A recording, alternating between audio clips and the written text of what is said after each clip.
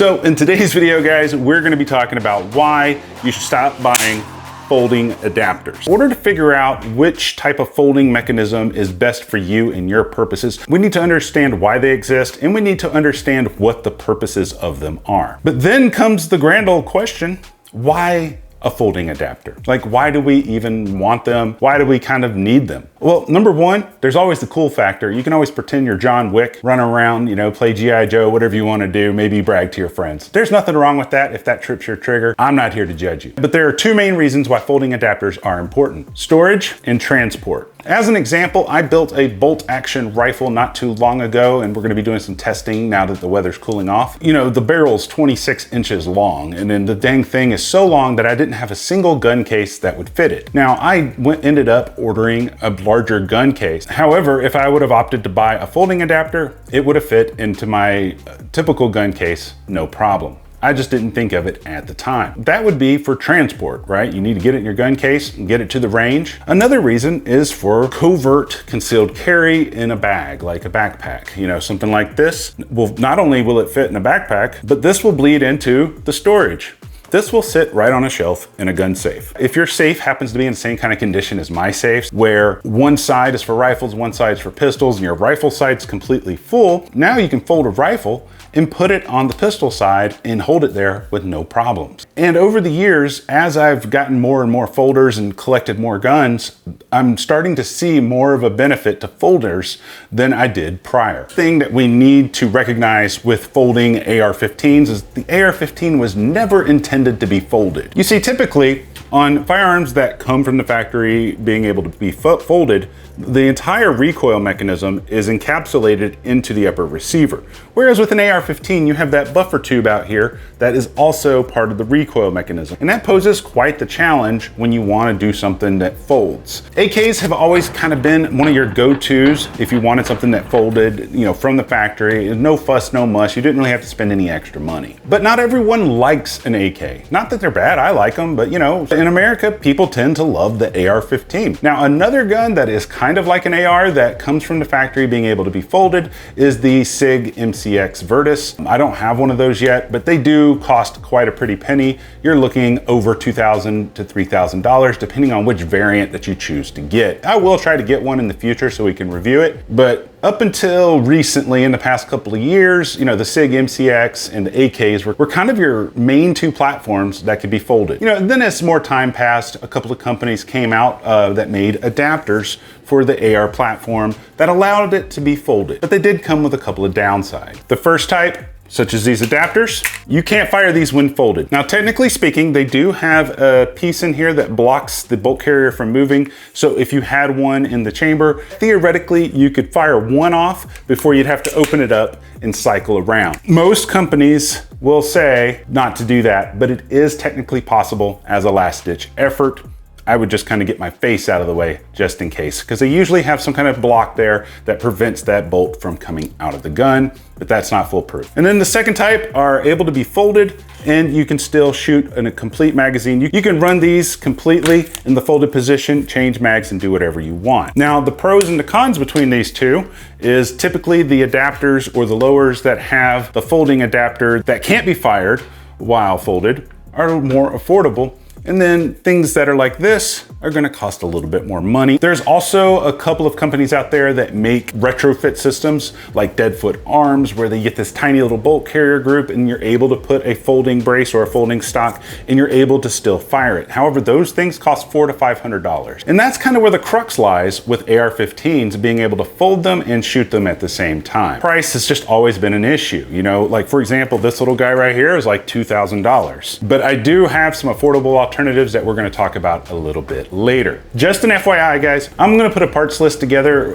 with everything that we're talking about. Follow the very first link in the video description, and I'll also be sure to pin that link in the comment section for you. That way you don't gotta go Googling everything. You'll have a list where you can just click and find stuff. Now, what makes this very fascinating is this can be had in quite a few different configurations, but this has the folding mechanism made into the lower receiver. And this comes in quite a few different options. You know, you can get them as full guns or you can get just the lower. And what's kind of crazy about that is that the lower is actually cheaper than a Law tactical adapter. And that begs the question, why would you buy an adapter when you can get an integrated lower for less money? This is the Sylvan Arms SA15 AR-15 that has the integrated folding adapter that's made into the lower receiver instead of having an adapter on it. This was the first one that I ever tested. This one is from Sylvan Arms. I think at the time they cost about 150 bucks. Most of these come with a little plug that goes into the back of your bolt carrier group, and they simply just kind of go into place like so.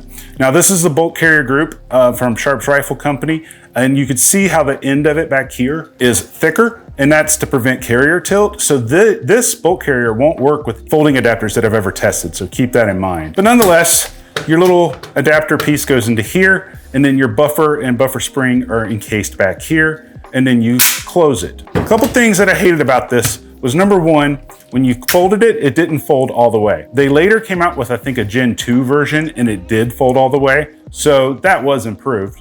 But then the second thing that I hated about it was how high up this hinge was. Because when you went to charge this, you would always hit your knuckle or the tip of your finger on this hinge. Although folding adapters are cool, it was just really annoying.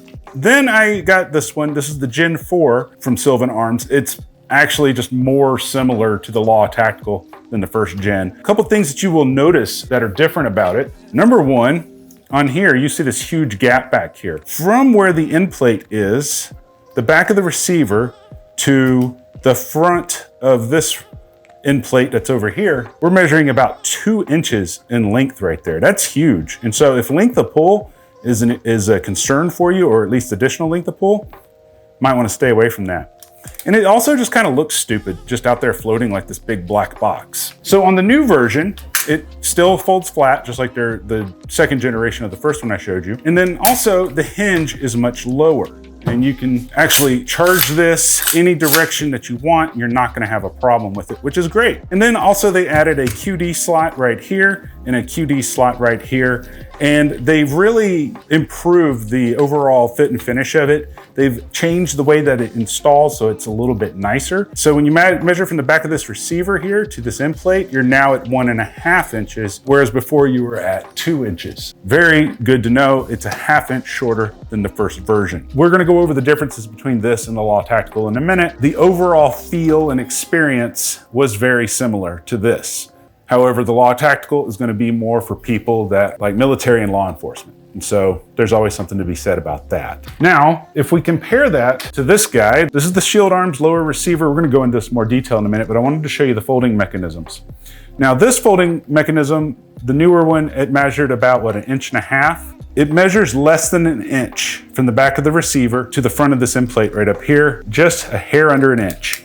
So this is a 1/2 inch shorter than this one, and I believe this is also going to be shorter than the Law Tactical. And what else is interesting is when you look at this guy kind of just sitting up straight like this, you see this big honking hinge right here. And you can see that this hinge sticks out further than this charging handle. And this charging handle is huge, man. This is the Blackout Defense one. I love this. Huge charging handle, and it still sticks out. I mean, you're not going to hit it because it's lowered, but it still sticks out quite a bit. Now, if you compare that one to the integrated mechanism, you can see this is a smaller charging handle, and this one still stays underneath it. It doesn't quite go to the outside of it. Although this is a Radian, it's not as big as the Blackout Defense, but it's definitely a much superior design. Now, theoretically, with these folding adapters and stuff, you can shoot 1 round while they're folded. Now, the Gen 1 of these Sylvan Arms do not do it. They do have a mechanism that protects the bolt carrier from coming out if you did shoot it.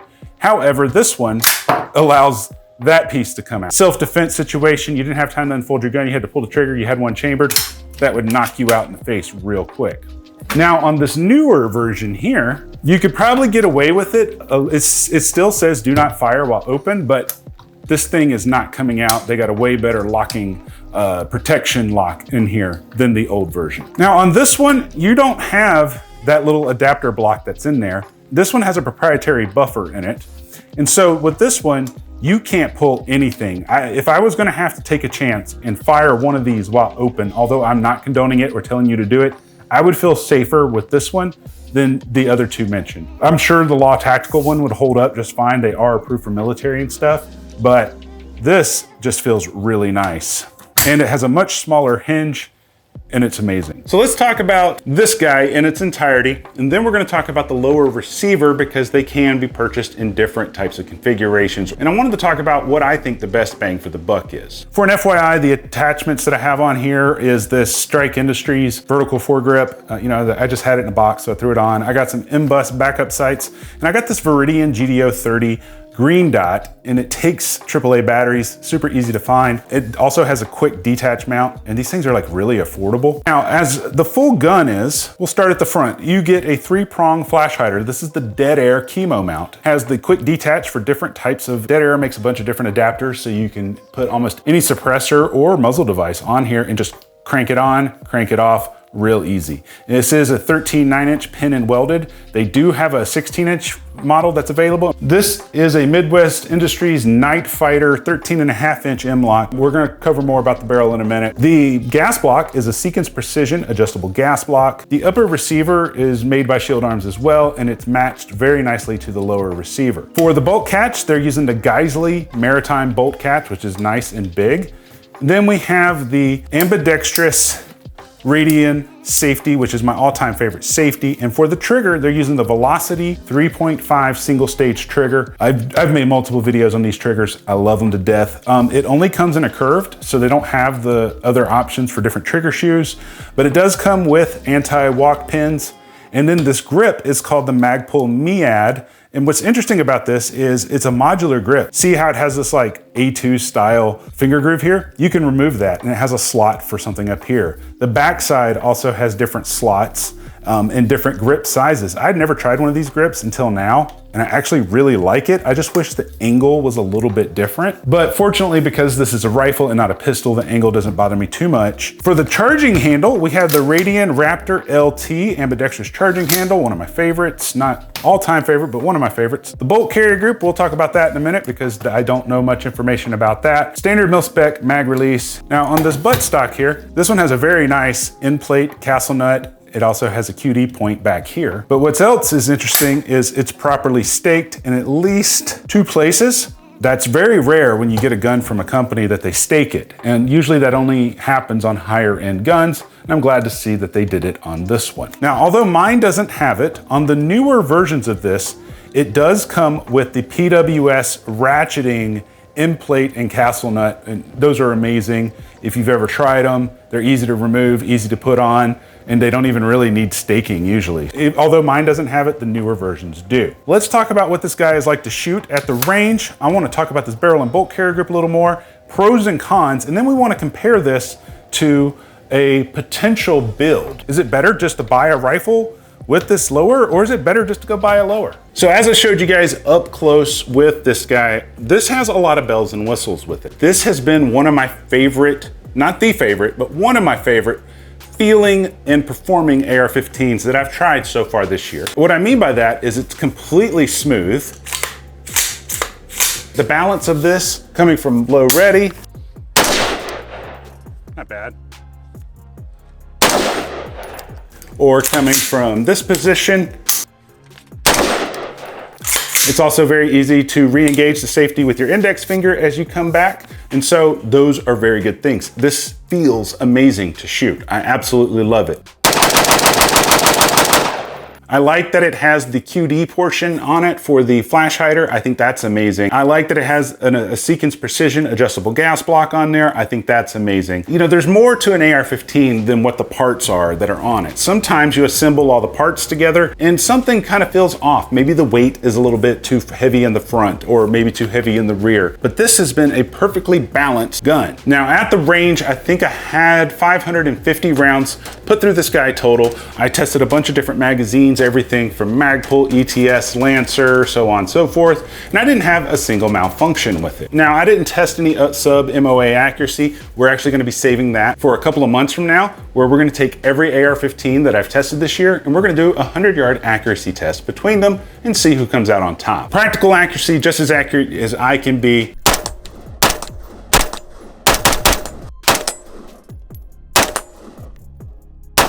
This thing feels great. However, I do have 2 cons that I don't like about it. And those two cons, depending on who you are, may determine whether or not you think it's worth it to get the full gun, or is it better to get the lower receiver and build it out. Now, I'm not saying that the barrel and bolt carrier group on here are bad.